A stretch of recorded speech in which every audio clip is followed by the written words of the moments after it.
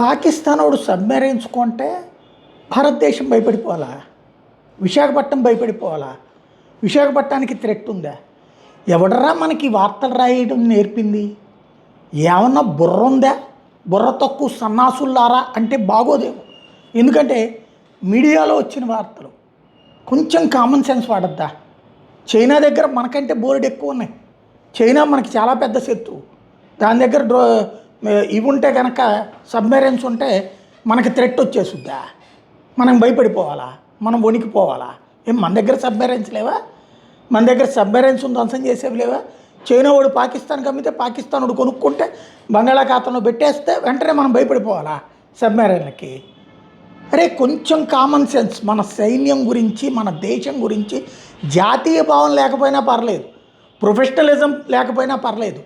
దేశం గురించి మాట్లాడేటప్పుడు, దేశ భద్రత గురించి మాట్లాడేటప్పుడు అడ్డదిడ్డంగా, అర్ధరహితంగా, సగం పరిజ్ఞానం కూడా కాదు, శూన్య పరిజ్ఞానంతో మాట్లాడద్దు, రాయొద్దు.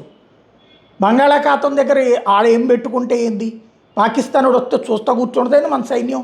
విశాఖపట్నంలో ఉన్న యుద్ధ నౌకలని ఖాళీగా కూర్చుని అక్కడ ఏమైనా చేపలు పట్టుకుంటున్నాయా? లేకపోతే అక్కడ ఉన్నటువంటి ఫ్లీట్ అంతా ఏం చేస్తుందంట?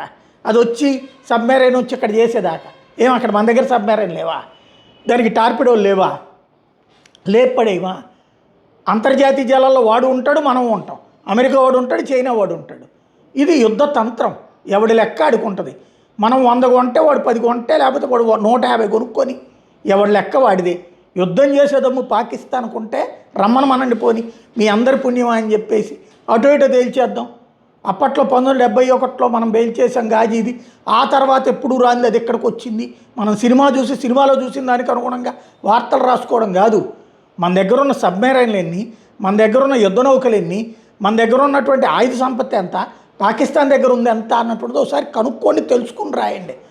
భారతదేశం కనుక ఒక్కసారి జస్ట్ ఆపరేషన్ సింధూర్లో 2 రోజుల్లో మోకాళ్ళ మీద నుంచోబెట్టింది.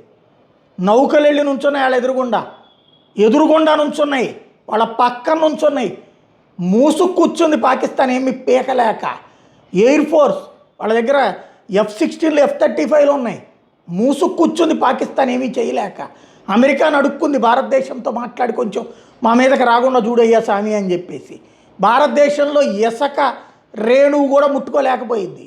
ఒక్క డ్రోన్ రాలా, ఒక్క మిస్సైల్ రాలా, ఒక యుద్ధ విమానం రాలా. ఇంకా అంతకుముందు పఠాన్కోట్ మీద దాడి చేసిన సందర్భంలో మనం సర్జికల్ స్ట్రైక్స్ 2 చేస్తే ఆ టైంలో మన మీదకి వచ్చింది. మన పఠాన్కోట్ దగ్గర అటాక్ చేసే ప్రయత్నం చేసింది. కాకపోతే మన యుద్ధ విమానాలు ఏం కాకుండా మనం జాగ్రత్త పడ్డాం. ఆ వెంటనే వెళ్ళి పాకిస్తాన్ నుండి చాచి కొట్టాం. అప్పుడే మనం F-35ని కొట్టాం.